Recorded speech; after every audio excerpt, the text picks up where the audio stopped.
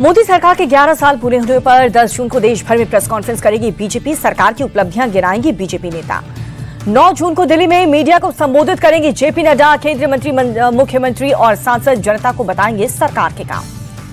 दिल्ली वालों को महंगे पानी के बिल से मिलेगी निजात। सूत्रों की खबर, लेट फीस कटौती के चार्ज को कम करने के प्रस्ताव ला सकती है रेखा सरकार।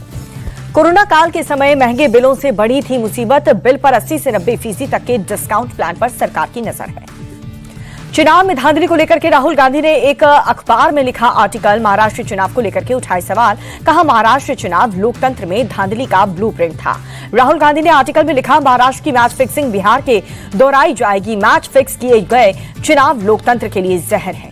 राहुल गांधी के आर्टिकल पर फडणवीस का पलटवार। बोले कि राहुल गांधी हमेशा झूठ बोलते हैं। उन्होंने महाराष्ट्र के मतदाताओं का अपमान किया। सीएम फडणवीस बोले, राहुल गांधी ने बिहार चुनाव में अपनी हार मान ली, उन्हें जमीन पर उतारना चाहिए। राहुल के आरोपों पर चुनाव आयोग का जवाब। कहा कि निराधार आरोप कानून के शासन का अपमान है। चुनाव आयोग को बदनाम करने की कोशिश करना पूरी तरह से बेतुका। उद्धव और राज ठाकरे के साथ आने की अटकलों पर तेज सामना के फ्रंट पेज पर उद्धव और राज की एक साथ वाली पुरानी तस्वीर छपी है। दोनों की तस्वीर छापते हुए सामानों ने लिखा, महाराष्ट्र के जो मन में है वो होगा। चर्चा शुरू, उत्सुकता बढ़ी। उद्धव और राज ठाकरे के साथ आने की अटकलों के बीच मुंबई में लगे पोस्टर, दोनों भाइयों के साथ आने की मांग। पोस्टर में लिखा, महाराष्ट्र की जनता फिर से दोनों भाइयों को साथ देखना चाहती है। कल उद्धव ने भी साथ आने के दिए थे संकेत। उद्धव और राज ठाकरे के साथ आने की अटकलों पर सुप्रिया सुले बोली, अगर वो साथ आते हैं तो ये अच्छा है, हमारे लिए ये खुशी का पल होगा। बिहार के हाजीपुर में तेजस्वी यादव के काफिले में घुसा तेज रफ्तार ट्रक। बाल बाल बचे 2 सुरक्षाकर्मी और एक ड्राइवर गंभीर रूप से घायल।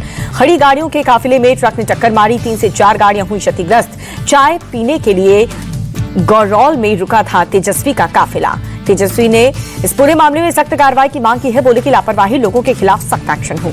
अनुष्का विवाद के बीच तेज प्रताप यादव का पहला वीडियो आया सामने। वीडियो में सिंघम स्टाइल में ऑफिस पहुंचे तेज प्रताप। सोशल मीडिया पर शेयर किया वीडियो। आरजेडी और लालू परिवार से निष्कासित तेज प्रताप यादव का ट्वीट। बोले कि सत्य के मार्ग पर चलने वाला व्यक्ति होता है सदा विजय। राजा हरिश्चंद्र ने सत्य के मार्ग पर चढ़ करके अपनी खोई हुई प्रतिष्ठा दोबारा हासिल की थी। तेज प्रताप बोले, सत्य का मार्ग कठिन है लेकिन उस मार्ग पर चलने वाले की जीत निश्चित है। पांडवों ने सत्य मार्ग पर चल करके कौरवों को युद्ध में हराया था। बीजेपी सांसद निशिकांत दुबे ने फिर से कांग्रेस को घेरा। 65-71 के युद्ध के बाद पाक को मिली सहायता का जिक्र किया। बोले, 65 के बाद अंतर्राष्ट्रीय वित्तीय संस्थानों से पाक को 150 बिलियन की सहायता मिली। पहलगाम हमले के बाद आईएमएफ और एडीबी से पाक को सहायता मिलने पर कांग्रेस ने मोदी सरकार को घेरा था। निशिकांत बोले कि ये समय पाक के खिलाफ एकजुट होने का। कांग्रेस अपनी पाकिस्तान परस्त भाषा बंद करे। असम के होने वाले राज्यसभा के चुनाव के लिए बीजेपी ने उम्मीदवार घोषित किया। कनाड पुरक्यास्त को दिया गया टिकट। संभल से सपा सांसद जियाउर रहमान बर्ग पर बिजली चोरी के मामले में इलाहाबाद हाईकोर्ट का आदेश। 2 हफ्ते में 6 लाख रुपए जमा करने के दिए निर्देश। बिजली विभाग से कहा, पैसा जमा कराने के बाद कनेक्शन जोड़े। गोवा के सीएम प्रमोद सावंत ने सांखली में जनता दरबार लगाया। एक एक करके लोगों की फरियाद सुनी गई। पंजाब से गिरफ्तार यूट्यूबर जसबीर सिंह को कोर्ट ने 2 दिन की पुलिस रिमांड में भेजा। पाकिस्तान के लिए जासूसी के आरोप में 4 जून को हुई थी गिरफ्तारी। बिहार के समस्तीपुर में सस्पेंड एएसआई के घर पर छापेमारी। हथियारों का जखीरा मिला। AK-47, 56 असॉल्ट राइफल समेत तमाम हथियार मिले। सस्पेंड एएसआई अरेस्ट कर लिए गए। छापेमारी में घर और ऑफिस से करोड़ों की प्रॉपर्टी के कागज मिले हैं। भारी मात्रा में कैश भी बरामद। छापेमारी करने गई टीम पर फायरिंग हुई। रायपुर के तोमर ब्रदर्स 5 दिन बाद भी गिरफ्तार नहीं। दोनों की तलाश में पुलिस ने कई जगहों पर छापे मारे। छापेमारी के दौरान 37 लाख कैश और लाखों का सामान सोना बरामद हुआ। आलीशान कोठी में सीक्रेट तहखाने भी मिले। कई महंगी लग्जरी कारें और रिवॉल्वर भी मिले। रायपुर के कभी अंडे का ठेला लगाते थे तोमर ब्रदर्स। आरोपी वीरेंद्र और रोहित तोमर पर दर्ज है कई मुकदमे। सुदखोर तोमर ब्रदर्स ने जबरन लोगों से रजिस्ट्री करवाई। अश्लील वीडियो बना करके करते थे लोगों से वसूली। केदारनाथ के पास बड़ा हादसा टला। तकनीकी खराबी के बाद बीच हाईवे पर प्राइवेट हेलीकॉप्टर की इमरजेंसी लैंडिंग हुई। पायलट समेत हेलीकॉप्टर सवार सभी लोग सुरक्षित हैं। बरासू से हेलीकॉप्टर ने भरी थी उड़ान। गुवाहाटी के रूपनगर इलाके में भूस्खलन। एनडीआरएफ का रेस्क्यू अभियान जारी। मलबे में फंसे लोगों को निकालने की कोशिश। असम के मोरी गांव में बाढ़ बारिश से बिगड़े हालात। कई गांव अभी भी जलमग्न हैं। लोगों की परेशानी बढ़ी। बेंगलुरु भगदड़ मामले में जांच के लिए गठित आयोग से सरकार ने 1 महीने में रिपोर्ट मांगी है। जस्टिस माइकल डी कुन्हा के नेतृत्व में गठित आयोग कर रहा है इस पूरे मामले की जांच। बेंगलुरु चिन्नास्वामी स्टेडियम भगदड़ मामले में तीसरी एफआईआर दर्ज। भगदड़ में घायल हुए 21 साल के युवक वेणु ने आरसीबी इवेंट कंपनी, डीएनए और कर्नाटक क्रिकेट संघ के खिलाफ दर्ज करवाई शिकायत।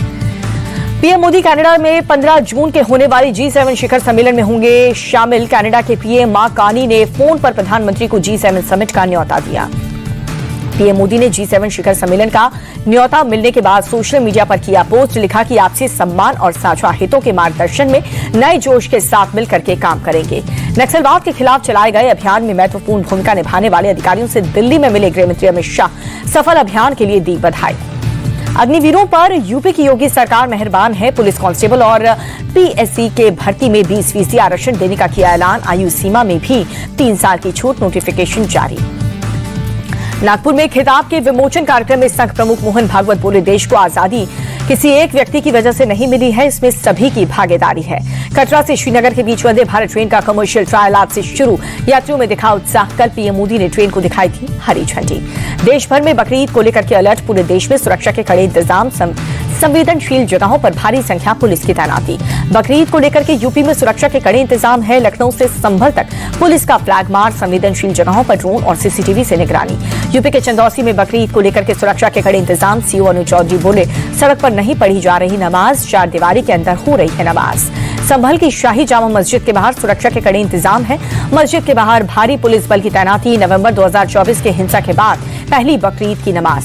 संभल पुलिस ने सुरक्षा के मद्देनजर फ्लैग मार्च भी निकाला। डीएम बोले, सिर्फ तय जगह पर ही कुर्बानी हो। बकरीद को लेकर के नोएडा में भी पुलिस सतर्क है। कई इलाकों में बढ़ाई गई है सुरक्षा। गाजियाबाद में पुलिस की टीम ने किया फ्लैग मार्च। कानून व्यवस्था बनाए रखने और लोगों से सुरक्षा का भाव बनाए रखने के मकसद से पहल। देश भर में आज ईद उल अजहा की धूम है। भोपाल के ईदगाह में बड़ी संख्या में नमाजियों ने नमाज अदा की। मुंबई की माहिम दरगाह पर बड़ी संख्या में लोगों ने ईद की नमाज अदा की। नमाजियों ने एक दूसरे को गले लगा करके बकरीद की बधाई भी दी। दिल्ली में भी बकरीद की धूम है। जामा मस्जिद में सुबह की नमाज अदा की गई। नमाजियों ने खुशहाली के लिए दुआ भी मांगी।